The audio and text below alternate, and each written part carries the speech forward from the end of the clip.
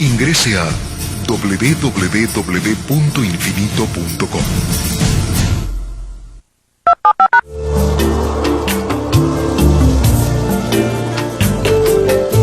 Estás viendo Infinito. Abre tu mente.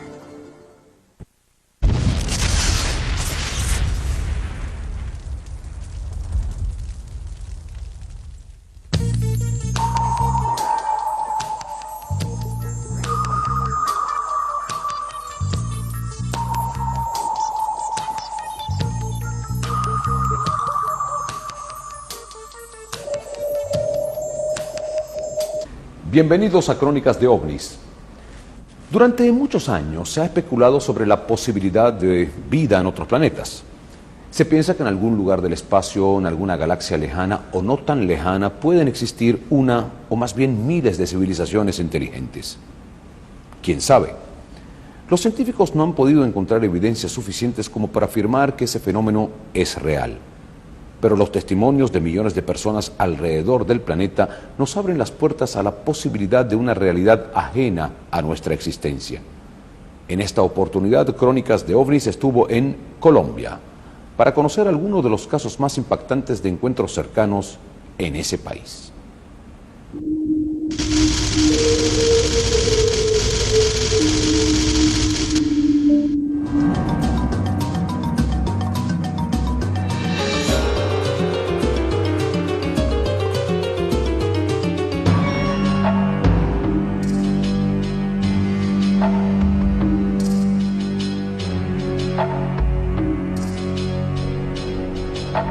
Todas estas misteriosas luces en el cielo fueron grabadas por aficionados en un mismo lugar, el Cerro de Huayca, a unos 60 kilómetros al noroeste de Bogotá, la capital colombiana. El lugar fue asentamiento indígena chibcha, y dicen que desde esas remotas épocas se observan cosas raras en el cielo. Por eso lo llamaron así, Huayca, que significa la puerta del cielo. William Chávez y Miriam Ariza llevan 25 años estudiando el fenómeno ovni en Colombia. Buena parte de ese tiempo lo han dedicado a esta zona y tienen una teoría acerca de lo que hace que en este lugar, rodeado de otros cerros, se puedan apreciar fenómenos celestes. Como este es un sitio electromagnético, es una puerta dimensional a mundos intraterrestres. Se siente una energía muy especial, se carga uno energéticamente. Y las experiencias han sido inolvidables. Se presenta una triangulación. Los tres cerros, al presentar una triangulación, están haciendo un campo magnético en todo el centro. Al generar ese campo magnético a ciertas horas, las naves aprovechan ese campo magnético y se recargan. Estas teorías van acompañadas de experiencias vividas por ellos mismos. Eran las 6:25 de la mañana, bastante claro, no había nubes. De un momento a otro, la nave llegó, se paró frente al cerro, por la parte de la mitad del cerro, que ustedes están viendo aquí, se paró y entró. ¿Cómo entró? Entró como mantequilla. Pero ese no es el relato más increíble que tienen. En este lugar, estos investigadores aseguran que tuvieron un contacto directo de tercer tipo el 22 de septiembre de 1994. A las 7 de la noche, apenas subimos digamos, a unos 3 kilómetros de acá, vimos claramente como una nave de color naranja descendió. Esta nave descendió, todo el grupo la vio, y en ese momento del objeto salió un rayo de luz, pero a una velocidad, digamos, una décima de segundo, porque eso fue rapidísimo. Se formó una especie como de campana, digamos, a esta zona, a unos 15 metros de nosotros, una campana, y de la campana salió un ser cristalino. Este ser nos hizo como la ve, y al sernos, en la comunicación nos dijo que nos calmáramos, que no tuviéramos miedo, que simplemente íbamos a vivir con ellos una experiencia y nos iban a transmitir un conocimiento. Dibujando a los seres que dicen haber visto esa noche, Miriam Ariza complementa el relato de esta experiencia. Empezaron a salir seres que empezaron a hacer como una especie de antesala, todos pequeñitos, delgaditos, así de tipología gris, hicieron como una especie de antesala, y luego pasaron salieron dos seres altos, tipo nórdico, muy delgados, pelo largo, muy hermosos, y inmediatamente salió un ser central, y lo curioso de esto era que el ser no caminaba, el ser flotaba. Y el movimiento del ser, al hacer la antesala a los seres, salió este ser hermosísimo, un ser casi cristalino, con el cabello largo, y de un momento a otro, el ser, cuando se acercó al grupo, había mucha gente que estaba pues viendo la cosa, hicieron la bulla, mira, si se ve, no se ve, mira, yo no veo nada, y estando en esa bulla, de un momento a otro la cosa se recogió, era como si se recogiera, era como si fuera una bruma que se iba recogiendo, se iba recogiendo y se iba recogiendo, y desapareció. Los campesinos, al igual que los investigadores del fenómeno OVNI, también ven y escuchan cosas sin explicación. Doña Sofía García, de 58 años, es una de esas personas. 2 veces en su vida ha visto luces que iluminan la peña. Pues bueno, una vez con mi mamá vimos, como a las 11 de la noche, que vimos una luz allá sobre el cerro. Pero mamá me llamó y me dijo, Sofía, venga, mire una luz, pero estaba puramente sobre el cerro, pero no se veía sino solamente la luz, pero no digamos de dónde dependía, no, sino bien iluminado. Eso sí era bien iluminado, como prender un bombillo, digamos que se ve harto, eso se veía todo el plan de allá encima. Un Viernes Santo hace 2 años, hizo 2 años para esta Semana Santa, aquí con don Jaime que estábamos hablando, que los entierros, que todo lo que hay aquí en este rincón. Entonces yo salí allá para irme para arriba a dormir, cuando a lo que abrí el portón, entonces yo vi la luz en la cuenca, una luz grande que se veía toda la cuenca, pero es una luz clarita, y eso se veía cuando hacía bien así grande, porque decía, y otra vez así. Otros campesinos han tenido experiencias similares, pero más cercanas. Hace más o menos 1 año estaba yo entre dormido, estaba escuchando música en un Discman que tengo con auriculares, y de pronto se apagó el Discman y sonó un ruido raro, no especialmente el de un carro, ni como el de un avión, ni nada. Entonces tenía unas latas arrumadas de cerveza vacías, una sobre otra, y se cayeron. Salí a mirar, vi una luz grandísima así por el techo, y se perdió así, iluminaba así hacia el piso. Es que se veía todo, se veían las sombras, se veían todo. Para muchos campesinos, lo que ven está relacionado con los entierros de los indígenas que se hicieron en la zona y que alumbran algunas noches. Pocas veces lo asocian con objetos no identificados o naves extrañas. Sin embargo, lo que ocurre en esta zona ha despertado el interés de otros investigadores como Germán Puerta, un economista y astrónomo aficionado, escritor de varios libros que tiene una teoría diferente de lo que ocurre en la Peña de Huayca. Sobre el tema del vórtice dimensional en Huayca, bueno, una de las hipótesis que hay es la de que los platillos voladores, los visitantes de otros mundos, provienen de otras dimensiones del espacio-tiempo, algo así como de la Tierra del futuro, como en las películas de Spielberg. En realidad, ¿verdad? Si eso es así, probablemente hay lugares especiales en el espacio-tiempo que permiten esas comunicaciones. Es una de las explicaciones para el fenómeno, porque es mucho más difícil pensar que nos visitan de otros planetas, de otras estrellas, debido a las inmensas distancias que nos separan de ellos, ¿no? Un vórtice dimensional, entierros indígenas o un sitio propicio para viajar en el tiempo. Lo único cierto es que en Huayca estas apariciones de luces son frecuentes y hasta ahora inexplicables.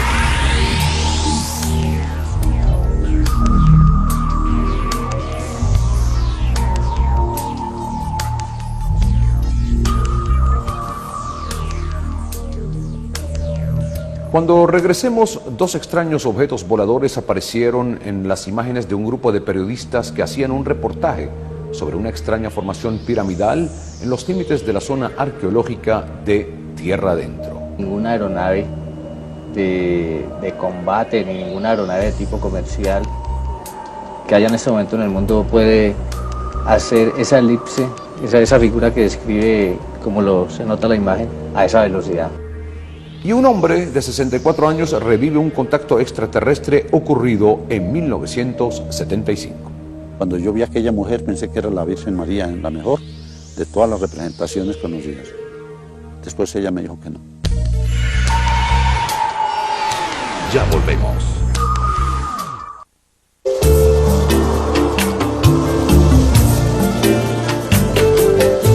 Estás viendo Infinito. Abre tu mente.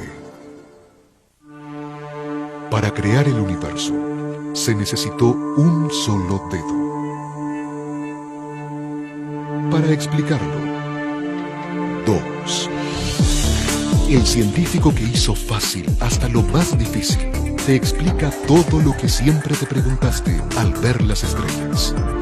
El universo de Stephen Hawking. Los agujeros negros, el Big Bang, la naturaleza del tiempo y mucho más. Estreno a partir del 11 de mayo, los viernes y domingos a las 9 p.m. por Infinito. Abre tu mente.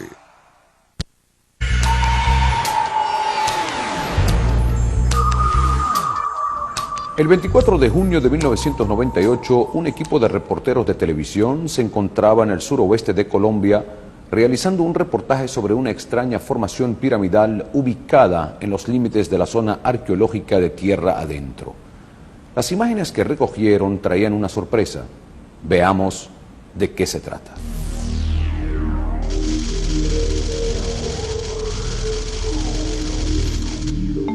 Cuando realizaban el montaje sobre la pirámide, un pequeño brillo imperceptible a la vista apareció en esta imagen. Fueron hechos para gente más grande. Lo que parecía un problema de grabación, descubrió dos pequeños y extraños objetos en el cielo. El primero se puede apreciar en cámara lenta y marcando con un círculo el movimiento elíptico que describe. Y esto es lo que se puede apreciar realizando un acercamiento sobre el punto luminoso. El segundo objeto luminoso apareció en esta imagen, tras las nubes que se aprecian al fondo del reportero, justo en el área demarcada por el círculo.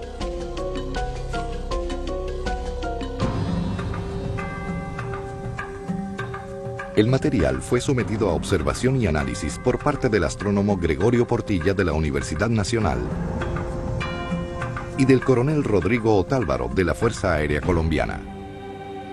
Después de la sorpresa inicial, de varios días de reflexión y de descartar fenómenos atmosféricos, el astrónomo emitió su opinión.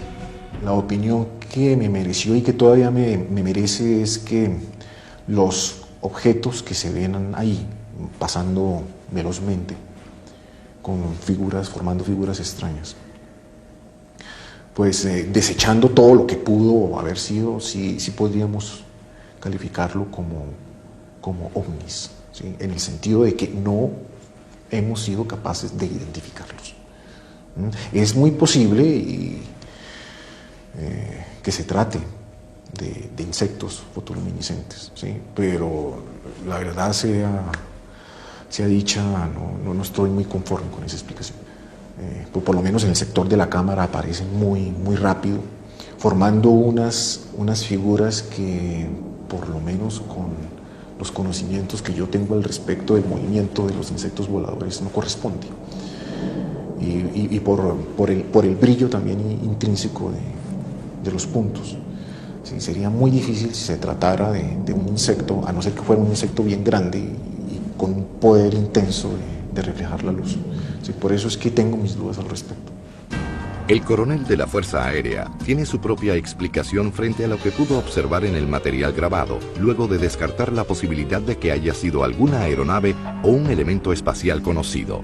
Se nota que la distancia que hay de la cámara hacia el objeto es una distancia grande. Por consiguiente, ninguna aeronave de combate ni ninguna aeronave de tipo comercial que haya en este momento en el mundo puede hacer esa elipse, esa figura que describe, como se nota la imagen, a esa velocidad.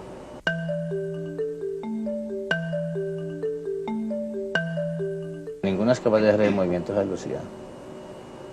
Precisamente la misma velocidad.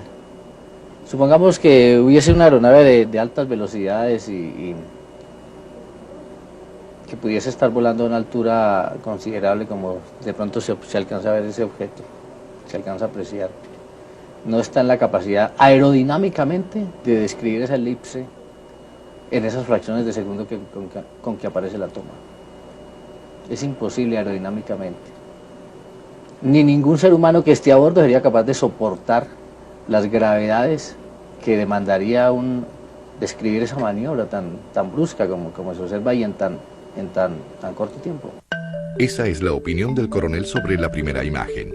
pero tiene otra igual de particular para la segunda, donde se observa un objeto brillante saliendo de las nubes detrás del reportero. Porque se observa que definitivamente está detrás de las nubes, y las nubes, la máxima altura de una nube está entre los 40.000, 45.000 pies máximo, es la altura a las que se pueden formar nubosidad. Entonces, lógicamente va a estar muy por encima de esas nubes, va a estar, puede uno decir con certeza de que está en el espacio. El misterio de estas imágenes se une al del lugar donde fueron grabadas, un sitio enmarcado por misterios ancestrales de indígenas de la cultura agustiniana, que dejaron talladas piedras con figuras gigantes que aún se encuentran a la orilla de los caminos.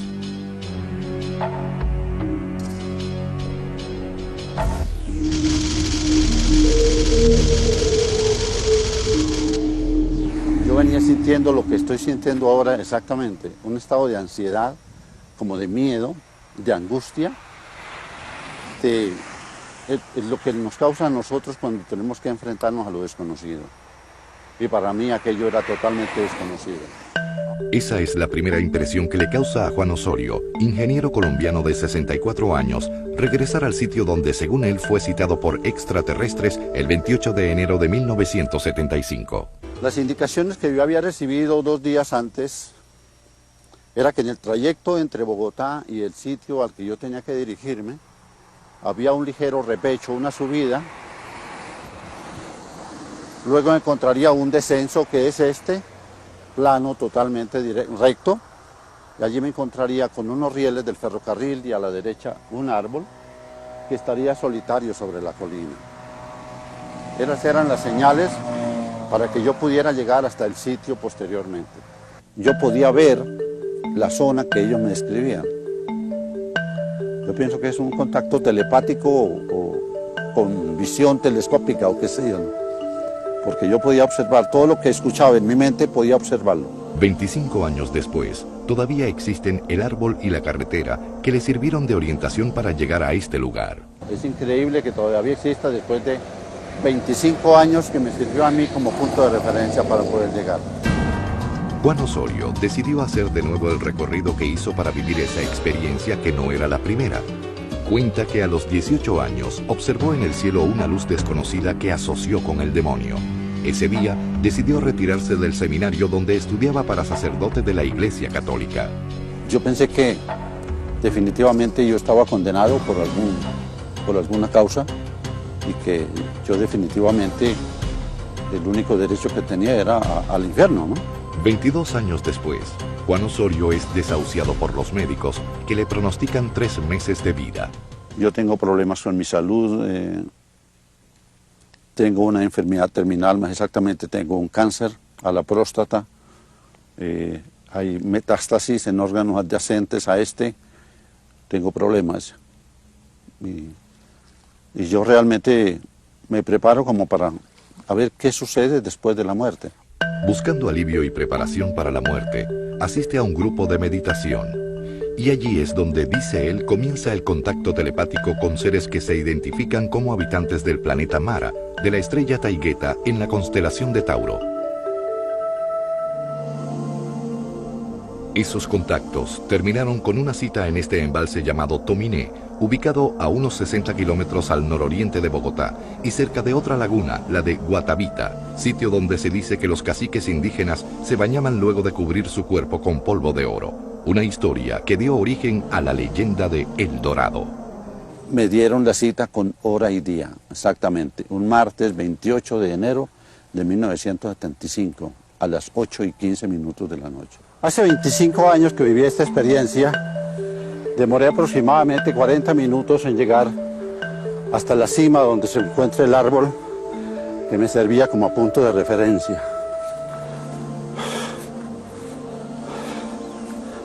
Y luego de allí tengo que descender unos 150 metros hasta la orilla de la laguna. Yo tenía una ansiedad muy grande, era un pánico acompañado como de una sensación de felicidad, acompañado como de ¿por qué a mí? Yo llego a la zona y busco urgentemente un sitio a donde yo pueda como poder observar desde la distancia Total que yo me refugio debajo de una piedra. Cuando yo veo que llega hasta mis pies esa plataforma y me toca la punta de los dedos de los pies.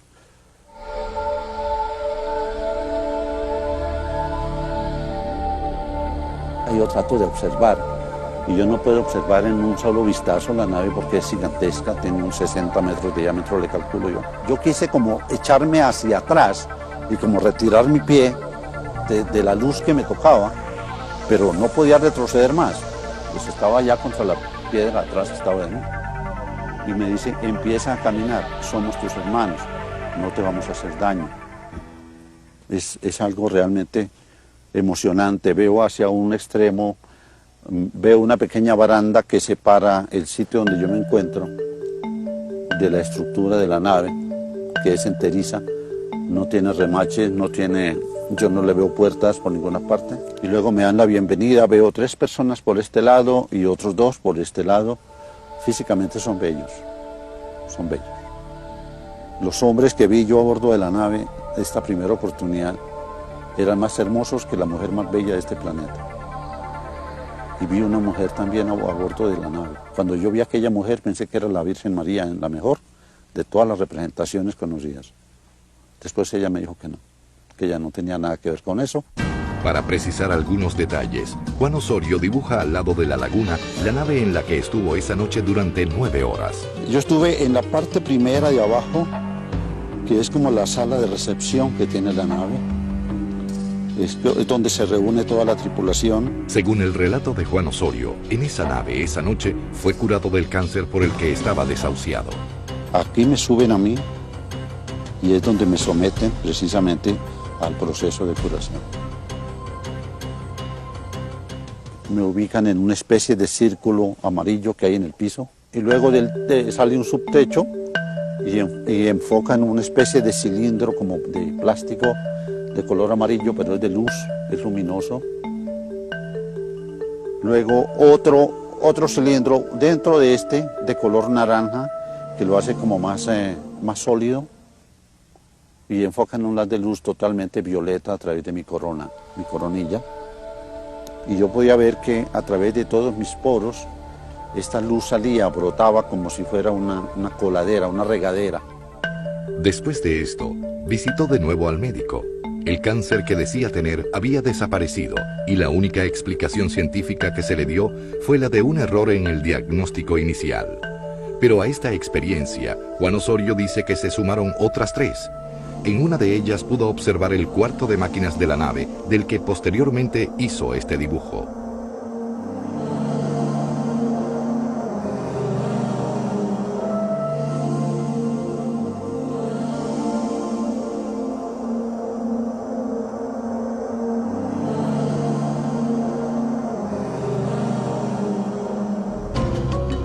Hoy, 25 años después de esta vivencia, Juan Osorio solo tiene en la mente la búsqueda de una sociedad más comprensiva y menos violenta. Un mensaje que, dice él, recibió de los habitantes del planeta Mara y de quienes espera más ayuda para llevarlo a cabo.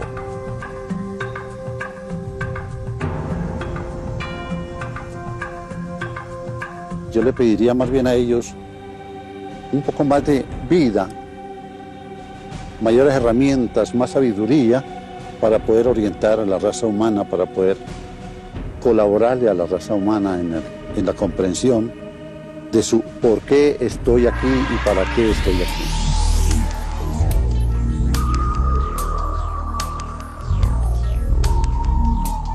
En el próximo segmento conoceremos la historia de Eduardo Rusi, un controlador aéreo que tuvo una experiencia con objetos voladores en 1964. Fuerza Aérea 2072, le informo, tengo a la vista sobre la torre aproximadamente a 13.000 pies, tengo un objeto no identificado. ¿Usted lo tiene a la vista? Ya volvemos.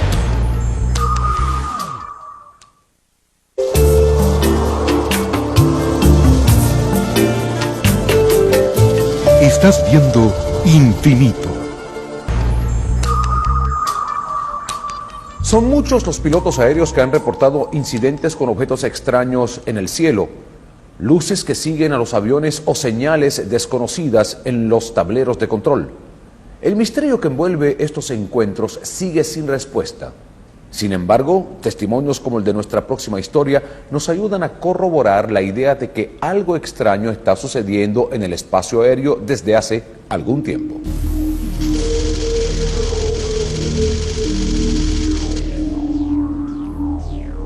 Eduardo Russi es un controlador aéreo jubilado. Sin embargo, continúa con su actividad en un pequeño aeropuerto en la zona norte de Colombia. A sus 64 años, recuerda con gran claridad un incidente con un objeto volador no identificado ocurrido en 1964. En ese entonces, era jefe de torre en el aeropuerto El Dorado de Bogotá. Él, como controlador aéreo, y 2 aviones T-33 de la Fuerza Aérea Colombiana, fueron los protagonistas de una persecución única en el país, con la que terminaron varios incidentes de aviones comerciales colombianos con extrañas luces que los perseguían en ruta cerca de Bogotá.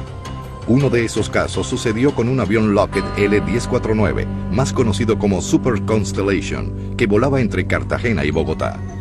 Esa noche el piloto nerviosamente reportó a las diferentes dependencias de tránsito aéreo que había unas luces que le estaban jugarreteando al avión.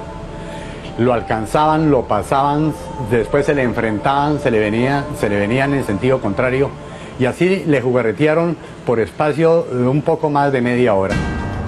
Los incidentes pusieron en alerta a la Fuerza Aérea, que trasladó 2 aviones de una base militar al aeropuerto El Dorado con una misión: tratar de interceptar al aparato que estaba poniendo en riesgo la seguridad aérea. Nunca olvidaré sus registros. Eran el FAC 2070 y el 2072. Adelante salió el 2072, salió de Palanquero para El Dorado, entró a la sabana de Bogotá por un sitio llamado El Rosal y el avión me llamó. Me pidió instrucciones de aterrizaje. Eduardo Russi no recuerda la fecha exacta, solo que fue a mediados de 1964, que eran las 10:30 de la mañana, que el cielo de Bogotá estaba insólitamente despejado y que el avión FAC 2072 iniciaba su aterrizaje cuando comenzó el incidente.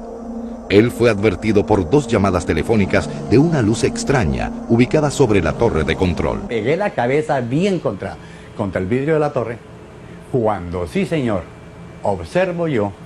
¿Qué es lo que observo? Observo una cosa, una rueda más o menos de este tamaño, que da la altura, a ver, para citar un campo de comparación, un avión DC-3, de estos aviones viejos DC-3, a unos 14.000 pies, uno lo ve de este tamaño, más o menos. O sea que yo deduzco que el aparato que yo veía era del tamaño más o menos de un DC-3. Pero la forma del aparato que podía observar no era similar a avión alguno de la época.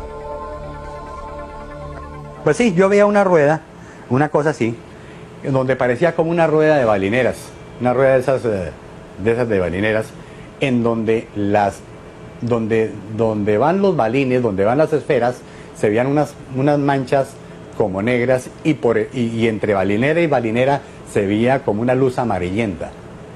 Quiero recordar que el sol brillaba, pero tremendamente, porque el cielo estaba ilimitado. Ahora, por la parte central de donde se supone que entra el eje para encajar la balinera, expedía una luz blanca pero profundamente blanca, tremendamente brillante. Para esa época en Colombia no existían los radares. Todas las operaciones aéreas se hacían visualmente. Ante el hecho, el controlador aéreo habló de inmediato con los aviones militares enviados precisamente para perseguir a un objeto extraño, que al parecer era el que estaba en ese momento sobre la torre de control. Lo llamé y le dije: Fuerza Aérea 2072, le informo, tengo a la vista sobre la torre aproximadamente a 13.000 pies, tengo un objeto no identificado. ¿Usted lo tiene a la vista? Correcto, torre, lo tengo a la vista. Autoríceme sobrepaso, salgo en su persecución. Voy a que he recibido 2072, haga sobrepaso. El avión puso full potencia, subió el tren de aterrizaje y hizo un ascenso a máximo rendimiento, que eso parecía una maniobra más de circo que de otra cosa. Según recuerda, la persecución duró unos 10 minutos. Durante ese tiempo, el objeto siempre estuvo, según reportó el piloto, a unos 2.000 pies del avión. Es decir, que el objeto volador no identificado ascendía a medida que lo hacía el T-33 de la Fuerza Aérea Colombiana. llegó y subió más, se subió más. Llegó un momento en que ya lo veía yo de este tamaño, ya lo veía pequeñito, pero estaba en el mismo sitio, sin producir ningún ruido ni nada de esa cosa. Bueno, pasó más tiempo, otros 5 o 6 minutos, cuando llegó el momento en que el avión me llamó y me dijo, Torre El Dorado, FAC 2072, le informo, tengo 33.000 pies, el avión no me da más y ya no tengo combustible. Ese fue el final del incidente. Cuando el avión inició el descenso, el aparato desapareció hacia el oeste de la ciudad. Solo 34 años después, el incidente se conoció públicamente a través de la revista oficial de los controladores aéreos. Hasta ese momento, permaneció en silencio por órdenes superiores. Y finalmente el jefe de la torre de aquel entonces un día subió, inclusive medio disgustado, diciendo que no, que dejáramos de molestar con eso, que eso le echáramos tierra al asunto, que callado la boca, que inclusive a los pilotos de la Fuerza Aérea les había ordenado que nada de dar a la luz pública esta cuestión, que dejaran toda la cosa callada, y la cosa quedó así. El incidente quedó sin explicación. Y hoy, en la Fuerza Aérea Colombiana, dicen no recordar ni tener registros del hecho. ¿Qué fue lo que yo vi? No tengo ni la menor idea. No puedo jurar que fue un ovni, que fue esto, que fue lo otro. Pero lo cierto es que la gente que estaba en plataforma, que todos estaban mirando hacia el cielo, señalando con su brazo, no estaban viendo fantasmas. Yo tampoco estaba viendo fantasmas y el piloto que salió en su persecución tampoco estaba viendo fantasmas.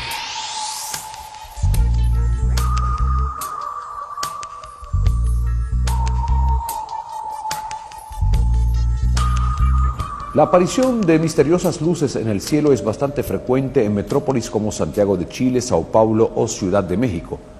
En nuestra siguiente historia, varios testigos divisaron un objeto extraño en los cielos de Bogotá y hasta el Observatorio Astronómico de la Universidad pudo registrar ese suceso.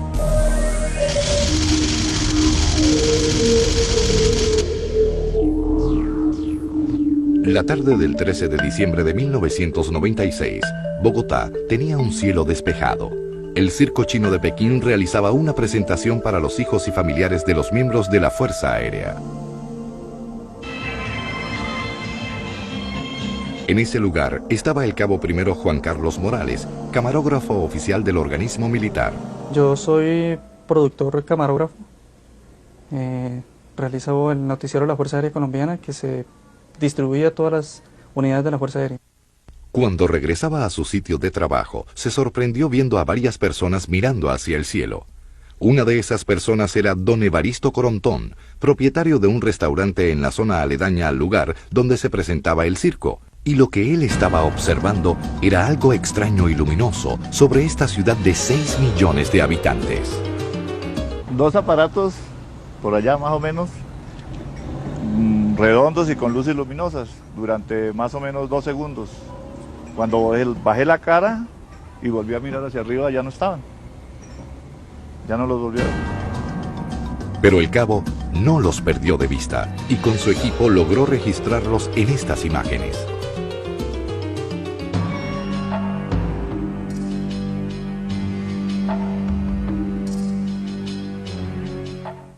Los objetos se lograron después de una presentación del Circo Niños de Oro de Pekín, el 13 de diciembre de 1996, 5:30 de la tarde. Se ha terminado la presentación, salí ya para donde vecino aquí el Ministerio de Defensa, y en el transcurso del recorrido, pues la gente observaba hacia el cielo y miraba, ¿qué es lo que están allá? Entonces me bajé con la cámara y comencé a grabar los objetos que ustedes vieron. Observando de nuevo y en cámara lenta, se puede apreciar una pequeña esfera suspendida en el aire y otras girando a su alrededor.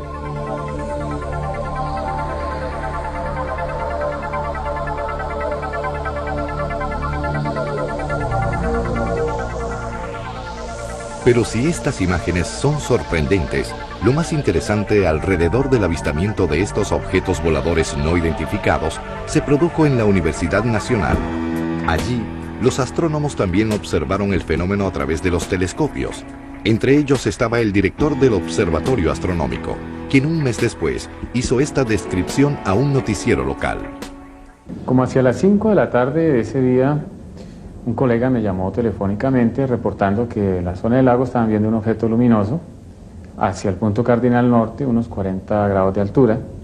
Entonces, con los estudiantes nos pusimos a buscarlo, apuntamos con nuestro telescopio, pensando encontrar una supernova, pero nuestra sorpresa fue grande cuando vimos dos objetos luminosos en el buscador y pasamos ya en el telescopio principal, vimos objetos extendidos, eminentemente de fabricación artificial, pero no eran ni helicópteros ni aviones, giraban en un momento entre sí, aproximadamente alargados, dependiendo del giro, eran más o menos luminosos, reflejando la luz del sol, pero tenían una banda azul propiamente luminosa, o sea, el brillo era propio.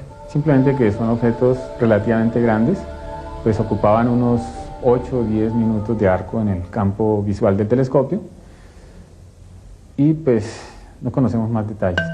Este dibujo realizado en una computadora teniendo en cuenta la descripción del científico colombiano fue aceptado por él como una reproducción cercana a lo que vio el 13 de diciembre de 1996 sobre Bogotá. El antropólogo y astrónomo Arturo Izquierdo también observó el objeto en la Universidad Nacional. Hasta la fecha, ni él ni el entonces director del observatorio han podido explicar científicamente lo que vieron. Debido a que la observación fue deficiente, entonces pues no se puede decir a ciencia cierta qué es lo que fue. Entonces uno arriesga o aventura hipótesis y hay que tener en cuenta que con esas hipótesis lo que uno trata es de rellenar los huecos que quedan. Entonces, primera hipótesis era un globo aerostático, ¿sí? Pero entonces, en contra, pues parte de las formas que tenía no correspondían a un globo aerostático y un globo aerostático suele moverse con el viento, estilo estático, ¿sí? Otra hipótesis era eventualmente una que estábamos viendo una estación espacial, ¿sí? A la estación Mir, posiblemente. En contra, después que una estación de estas subórbita hace que se mueva muy rápido con respecto al horizonte, ¿sí? Y ya permaneció estática, de igual forma. ¿Qué más hipótesis? ¿Algún fenómeno atmosférico? Una forma de nube, ¿sí? Es posible, pero la observación en el telescopio entonces implica que hubiéramos visto algo como más vaporoso, ¿sí? Y de todas formas los vientos lo hubieran movido. La hipótesis extraterrestre, que hubiese sido una nave, entonces lo hubiéramos visto con mucho más detalles y tampoco tenía cara de una nave, de un objeto. Hay otra hipótesis de que puede haber sido alguna forma de vida de la alta atmósfera y de la cual tenemos poco conocimiento. Hasta donde sabemos no puede haber vida a ese nivel de altura, ¿sí? Dentro de lo que conocemos, y no se ha observado tampoco formas de vida así a gran altura. Entonces pues debido a que tuvimos poca calidad de información, las hipótesis que se ven, a casi todas, hay un pero que dice, pero esto no es, pero esto no es, pero esto no es. Entonces pues queda la pregunta abierta. Solo se puede decir que en la tarde del 13 de diciembre de 1996, un objeto volador no identificado se posó por largo tiempo sobre Bogotá.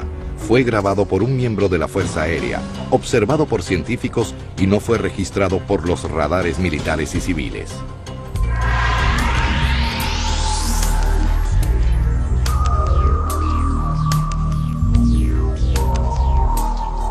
Al regreso conoceremos la historia de Arcesio Bermúdez, un hombre que murió misteriosamente hace más de 30 años después de presenciar el descenso de un objeto volador no identificado cerca de su hacienda. Estuvo aproximadamente a 7 metros, cuando el aparato estaba un poco débil de luz. Ya volvemos.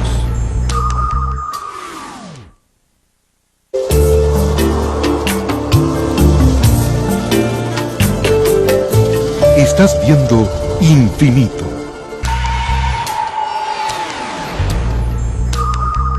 El tema extraterrestre es una de las grandes incógnitas de nuestros tiempos. Los creyentes dicen que los gobiernos tienen información y no la revelan.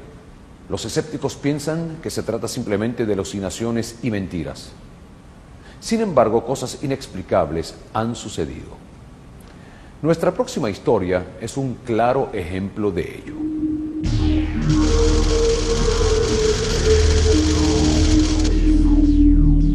La muerte de Arcesio Bermúdez es uno de los misterios médicos sin resolver en Colombia, sobre todo por el hecho que le antecedió: estar cerca de un objeto circular que bajó del cielo y se suspendió en el aire frente a su finca, emanando una luz amarilla ámbar. Después de esa noche, Arcesio Bermúdez enfermó y murió. Hoy, 30 años después, los médicos no se explican qué le pasó a su organismo. Que si yo tengo conocimiento previo de lo sucedido con ese fenómeno, yo no doy el certificado de defunción, pero a mí no me lo manifestaron, sino se supo fue a los 3 días que ya se había enterrado Arcesio. Los hechos ocurrieron en la población de Anolaima, al occidente de Colombia. La finca de Arcesio Bermúdez era esta, y fue aquí donde tuvo lugar el extraño e inexplicable contacto con ese objeto volador no identificado. Todo ocurrió el 4 de julio de 1969, 16 días antes de que la misión Apolo 11 se posara en la Luna. Mauricio Gnecco, hoy residenciado en Lima, fue uno de los 13 testigos del suceso. Esa noche, en dirección suroccidental, 4 primos que habíamos salido a mirar estrellas fugaces, vimos una lucecita que estaba muy lejana en el horizonte, no alta, estaba justo en el horizonte. No le dimos mayor importancia en un principio porque era una simple estrella, aparentemente. Luego de unos minutos, esta estrella empezó a cambiar de tamaño. Yo la vi, la vio algún otro de mis primos y pensó lo mismo, pues sí, seguramente cambió la atmósfera, alguna cosa así, y parece más grande. Después de otros minutos, la estrellita ya cambió sustancialmente de tamaño. Y dijimos, no, eso ya es un avión, porque cambiar tan rápidamente de tamaño es porque es un avión, se está moviendo. Y efectivamente en la distancia veíamos que se movía. Pero por lo menos yo recuerdo claramente haberme quedado esperando el sonido del avión. Sonido que no llegó. Y sin embargo sí se veía un cierto desplazamiento de esta luz, que era un tono amarilloso o ámbar,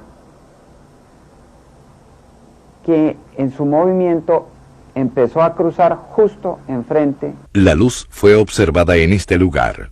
Marlene Suárez, niña de 8 años para la época y dirigente comunal hoy en la región, recuerda y complementa así el relato de Mauricio Gnecco. Una luz grande y penetrante, entonces pasaba así en realidad bajito por la finca, pasaba por los bordes de los árboles, y ahí había hartos muchachos y empezaron a alumbrarlo con linternas y esto, y a gritar que una ovni. Y yo, venga usted a saber hoy por qué se me ocurrió encender una linterna que tenía yo en mi mano. Pues estábamos en una zona rural, no había luz eléctrica, andaba con linterna. Enciendo yo la luz a manera de clave Morse. Y esta luz se detuvo y se precipitó hacia nosotros, se vino enfrente a nosotros a una velocidad muy grande.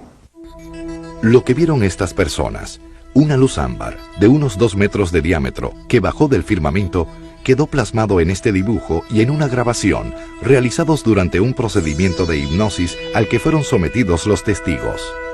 Evidentemente se llevó un hipnólogo, practicó la hipnosis de los muchachos, eran unos sobrinos de Arcesio que tenían aproximadamente entre 12 y 14 años más que todo, y ellos relatan cómo el aparato se fue acercando a la finca y ellos estaban jugando dominó en el comedor cuando apareció la luz. Lo que describieron estos testigos durante la hipnosis en 1964 y lo que narran hoy fue el marco donde ocurrió lo más inquietante y misterioso de este suceso: la muerte de don Arcesio Bermúdez, el dueño de la finca y tío de Mauricio Gnecco, ocurrida 8 días después de este avistamiento.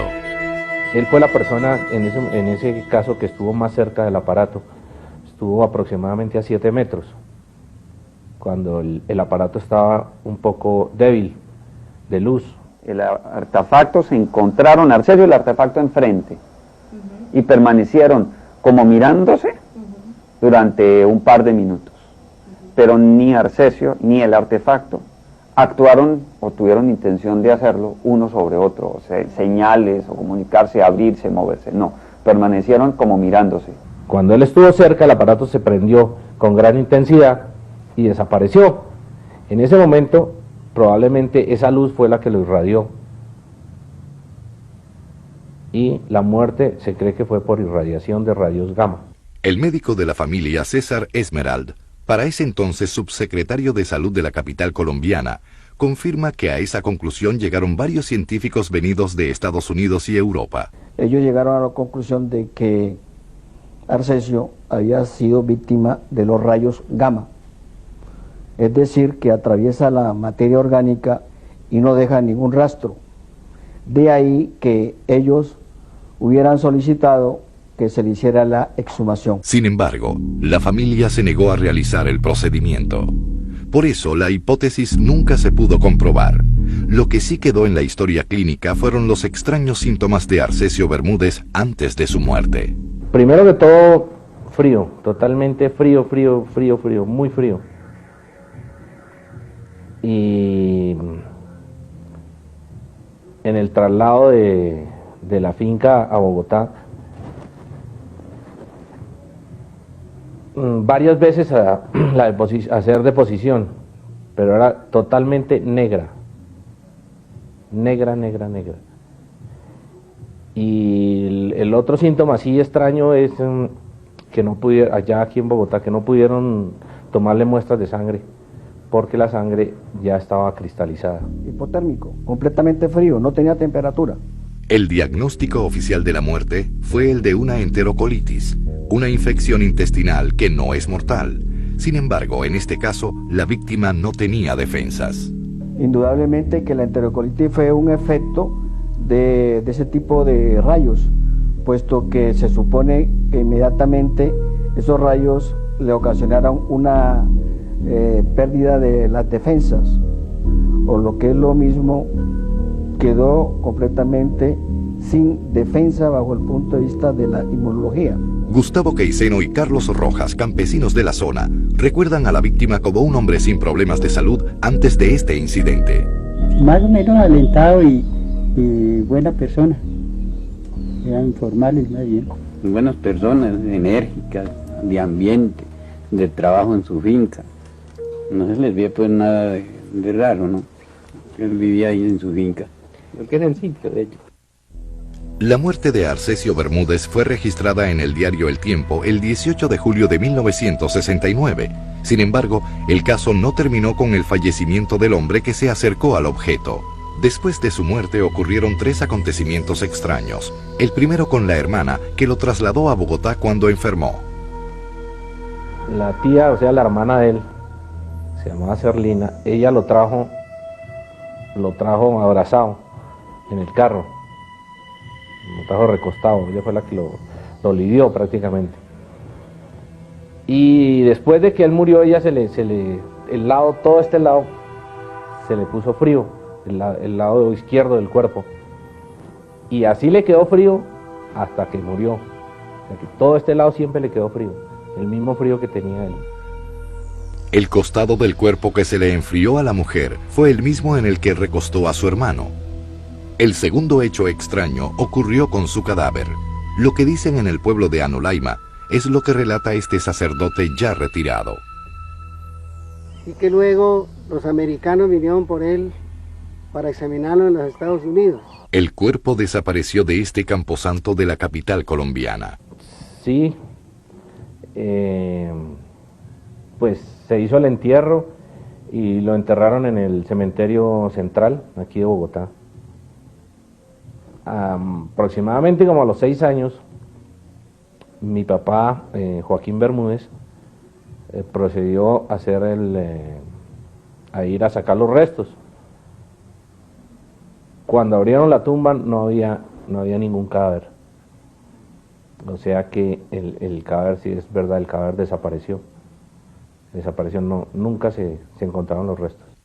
Y el tercer hecho ocurrió tiempo después, cuando un hombre llegó a preguntar por este caso ante el médico que trató a Arcesio Bermúdez.